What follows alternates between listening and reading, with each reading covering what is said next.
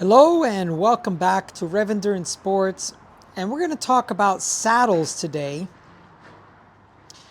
A couple of side tangents, one on wax chains and the other on tubeless, but the primary focus of this video is the saddle. Now, some of you have seen the video where I put this on my bike and rode it, I don't know, 4, 5, 6 rides, did a century on it, did some climbing on it, lots of climbing actually, and then I took it off. And a lot of you were like, hey, what's the long-term review of the Gilbert saddle? This is a leather saddle, and unlike a Brooks, you can remove this portion of the saddle and replace it over time if you need to, or if it gets damaged. So the reason that this saddle is now on my Breakaway, I have been slowly talking about the fact that I might be doing a 1200K, so 750-ish miles in Colorado for a 1200K. I believe they call it like front range or something like that. And I haven't even signed up yet. It's May 21st. I need to decide over the next couple of days. But the thing is, this bike here, which is the bike that I can travel with because it's a Ritchey Breakaway, I originally built this bike up with an SQ Lab, one of these. And this is the active saddle in a 14. And I've never really been a fan of it, but I've been getting along with it basically just fine. All of my ultras so far have been on this SQ Lab saddle. This is a 612 Ergo Wave, but no active suspension in the back.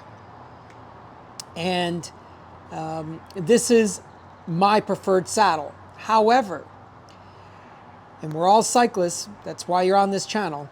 However, I'm having a little issue in my undercarriage. So even though these are the saddles, this one in particular that I've ridden on 1200K and many 600Ks and below, 200 milers, all kinds of endurance events. And this is a saddle that I've been putting 8, 9, 10 hours on as of late. I put this saddle on, and I think for the time being, I'm going to leave it on. Now, for my weight weenies out there, this saddle is twice as heavy as the SQ Lab with carbon rails, which is my preferred saddle for ultras. So slowly this bike has been gaining weight. It started off with, well, we need a good saddle to do long distance riding in and terrible pavement of Pittsburgh.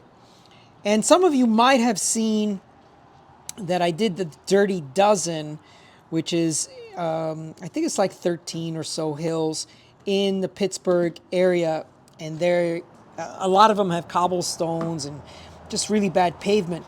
So I rode my Breakaway and I rode this saddle, and not only did I have that saddle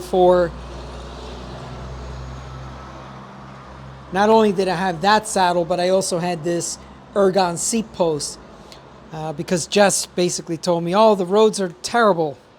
And so I came prepared, right? Jess has one of these on her bike as well. All right, so now I'm on this saddle. And I mean, I've ridden leather saddles many, many times in the past. My 500 milers, especially the one that I did on a fixed gear, I had a Brooks leather saddle on that bike. So I don't know, we're gonna keep working this saddle. I have to keep working on this fit because where I like to ride this bike is probably not where it's going to end up for a 1200K. So I like to ride this. By the way, this being a large breakaway, this head tube is 10 millimeters taller than the 55 standard Road Logic that I normally ride. So this is already much taller. So 10 millimeters here, and then there's spacers here. I mean, I prefer to ride this much lower. All right, let's put it in a positive way.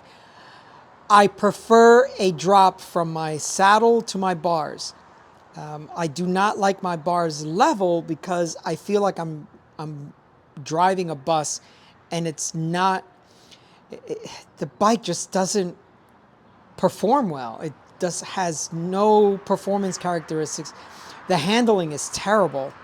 So yeah, when the bars are really high and the stem is up, and the bike just performs terribly, handles terribly. So I prefer a lower handlebar to my saddle. So not only am I working with the front end, trying to, okay, I need to strike a middle ground where I like the bars low, but I need to raise them because I'm doing a 1200K. I'm also working on the saddle height because if you're not aware, these saddles, see, that's an adjustment bolt right there. And so you can adjust these saddles, and the tension of this leather upper can be modified based on how you like it. So because this gives a little bit of, has some give, the saddle height has to be, you have to incorporate that in your full leg extension and power production, right? So I'm working on where that saddle is going to be, and well, I've got about a month.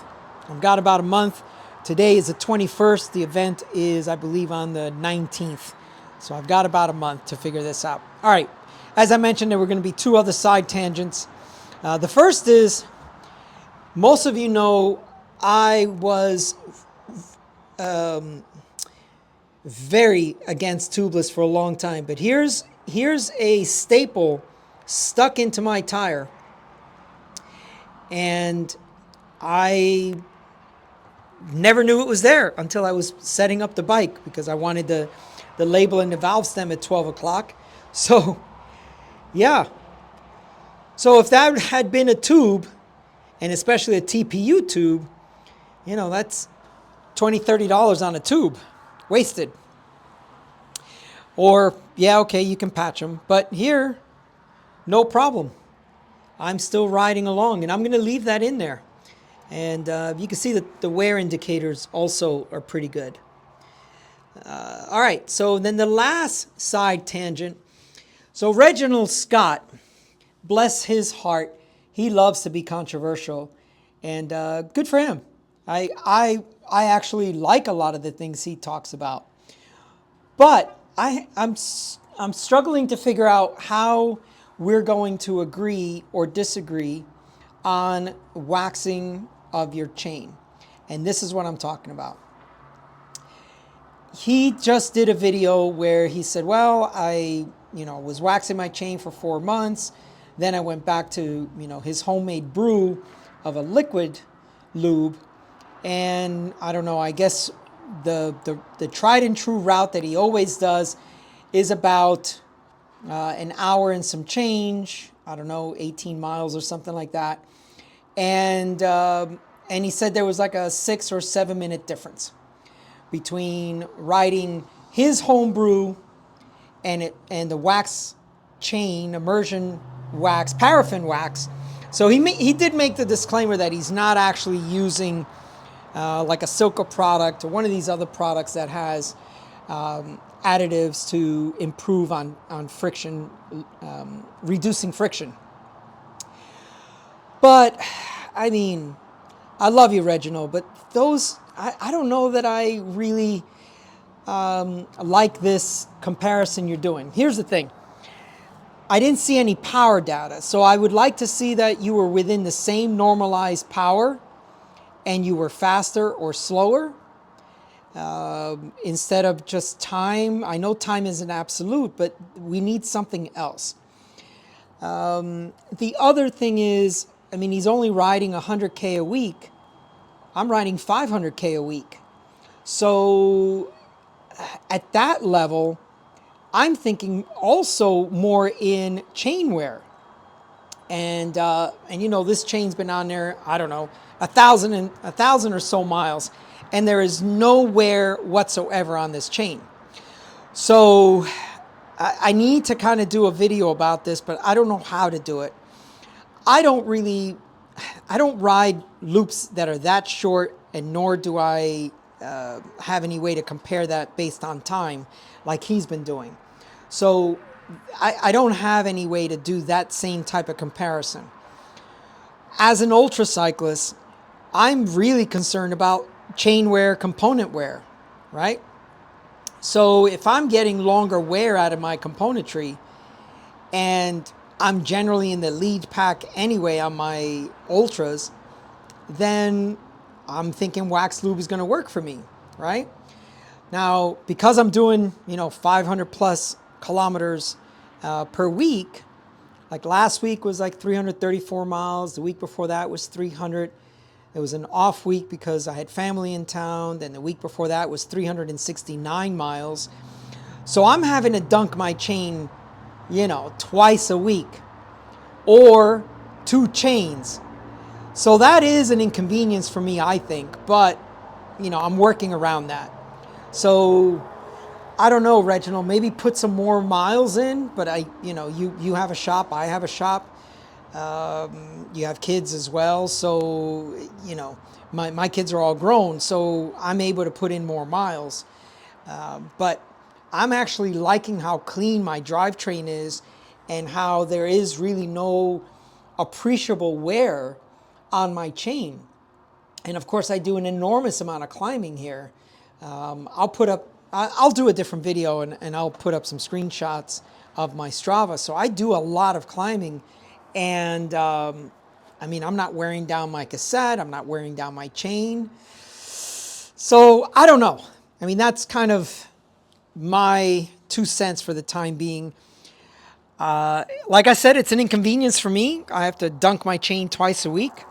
Usually I dunk it on Monday after my weekend rides, and then I dunk it on Friday before I go out on my weekend rides. So I get about 200 miles during the week, and I get about 150 or so on the weekend. So, you know, it's getting dunked on a Monday after the weekend, and it's getting dunked on a Friday before the weekend rides. I don't know. Let's hear some comments from some of you folks out there. So 3 things on this video. 1, the Gilbert saddle. 2, the Tubeless holding up. And 3, the wax lube. So look at that.